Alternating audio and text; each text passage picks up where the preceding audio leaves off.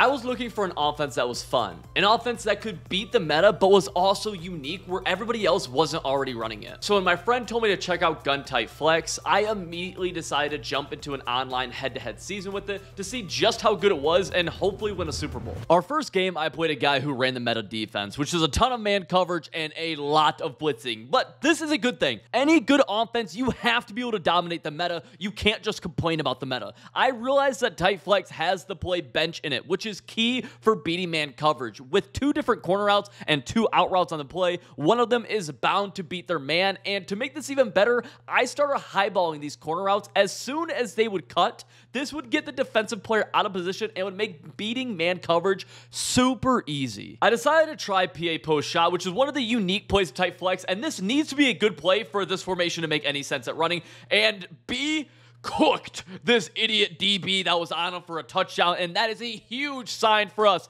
He was able to, unfortunately, strike back with a tutty of his own, but that's all right. PA post shot winning is a huge deal. We're going to it again. B was open, but we're going to try X. He's not open, and honestly, I kind of need him to be open for this play to be really good against man coverage, or else it's just an okay play, which is okay, but it's not the best. So on 2nd and 10, I decide to run the play again, but he blows his coverage. He got into the over-adjusting a little bit too much, and we were able to score an easy touchdown. Again, though, I try for this deep post, but I throw a pick on this time. I thought I had a step on him, but apparently I didn't.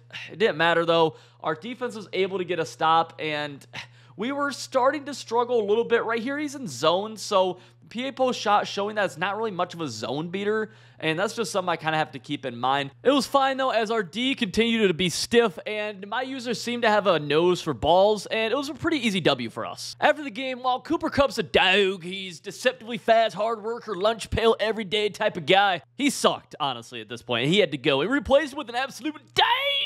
We got Marvin Harrison on the squadron, and he's going to be a big piece of our offense. I had to try this play inside high-low to start off week number 2, just because, really, how do we beat zone in this formation? Because I haven't really played zone at all. I decided to feed Marvin quick, and this play has that little wheel route on the left side, which is interesting. This is the play PA slot corner, and what I love about it is that with double streaks, it's going to do such a good job against zone.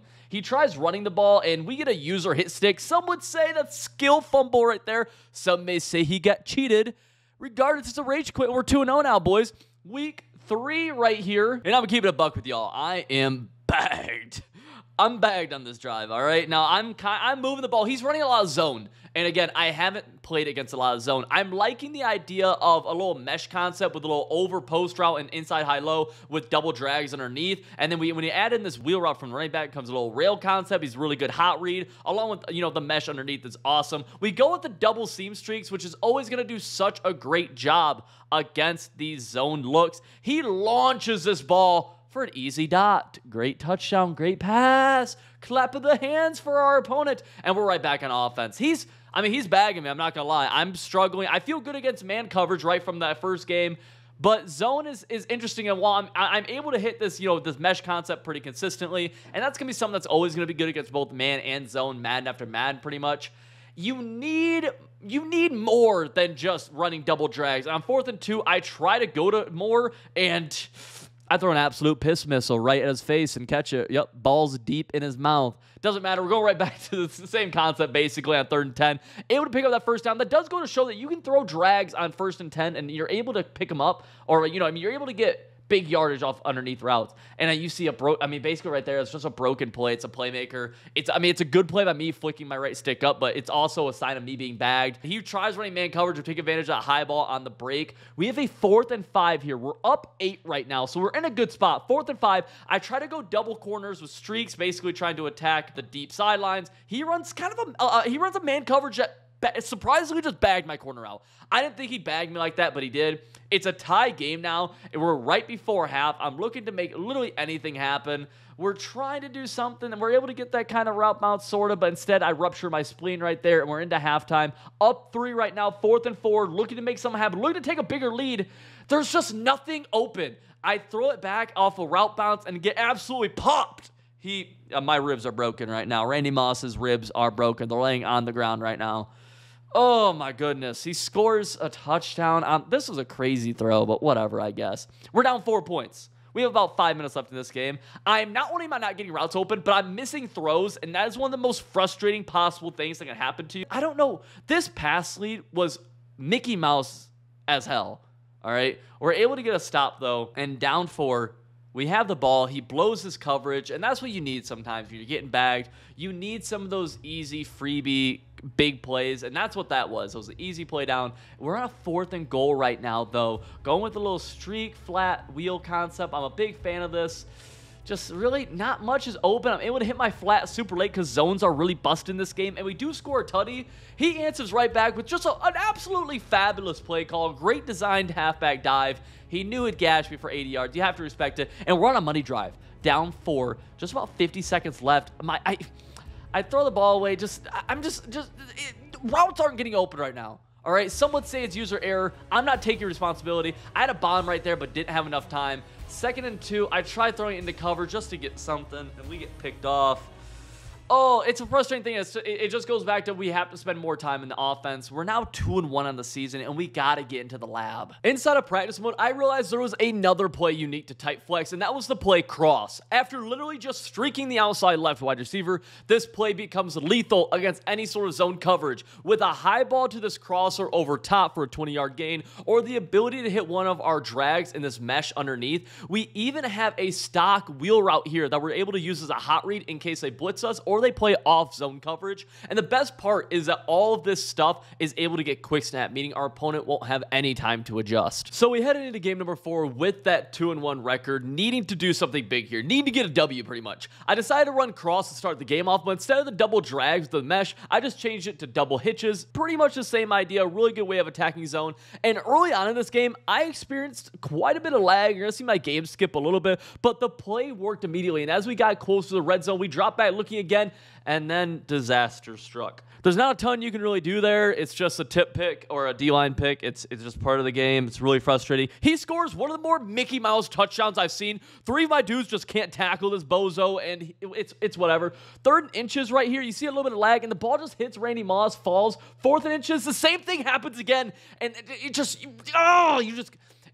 both my first 2 drives were a D-line pick and he scores a touchdown right here. It's just frustrating. On the next drive, though, I realized something. If he's going to keep blitzing this slot corner on the left, then on the play cross, this wheel route is going to help isolate this corner who's still in coverage. If he bails deep, I can hit this wheel early underneath him, and if the corner plays underneath, then I'll be able to attack over top of where he's sitting at. Once he realized what I was doing, he stopped blitzing me, which gives me a huge advantage on offense, and I was still able to throw this wheel late, showing me that we had just found another huge setup to add to our offense. As we got to a huge 3rd and goal, he was running a bit of a weird defense where he would cross-man his safeties and then deep blue his corners, making a bit of an inverted cover 2, basically. I'm a huge fan of seam streaks in the red zone, and I run one here, and these always seem to have a way of getting open when you're this close to the end zone. We were still down by 11 at halftime, but thankfully our fortune starts to change, and we get a little lucky here.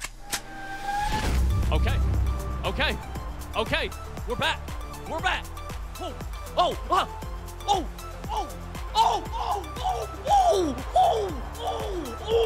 We followed this up by getting another pick on defense, and then on offense, we're going to start using inside high-low, giving him another look and another way for us to attack his zone coverage. We got all the way down to 2nd and goal, and I threw a risky ball on the slant, but we scored nonetheless. I thought we actually were going to get a stop right here, 3rd and goal, but he was able to honestly make just a really good throw, and you got to tip your cap sometimes, boys. But now we're on a money drive. I threw this drag with an upward pass lead, and I was able to get a lot of yards after the catch. This is a really big deal, being able to do that. 1st and 10, drop back. I had this corner out. This is the play, slot corner. But I hit it, but I threw it late, and you really don't want me missing reads like that. 1st and goal, 24 seconds left. A touchdown basically wins, and I decided to go to a quick throw halfback wheel here, trying to get some yards with my running back. He missed the tackle. We did a great block. We just took the lead. He has one final play left, throws over the middle. He's making some people miss. He spins.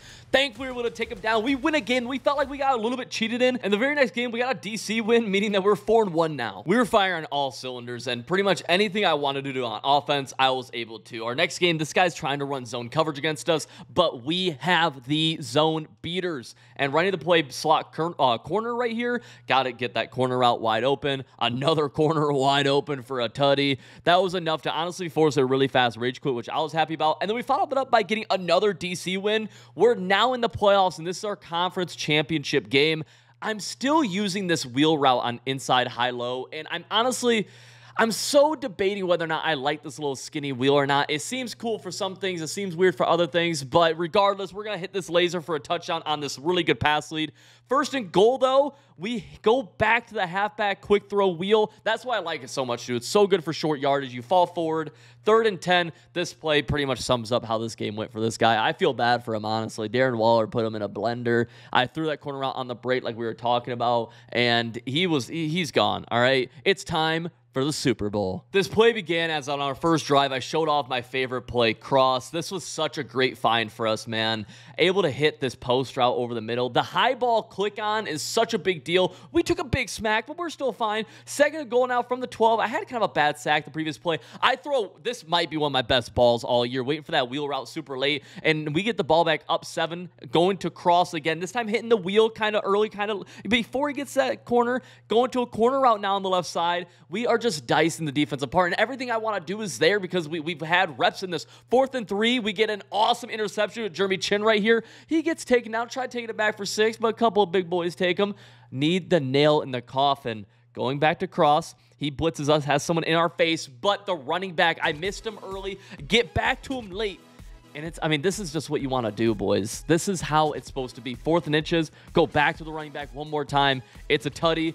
He's going to rage quit, and we are now Super Bowl champions. If you guys want to see the breakdown of each individual game with me talking all the way through it, running this scheme, check out this video right here, which is on my second channel. I have a whole list of these type of videos.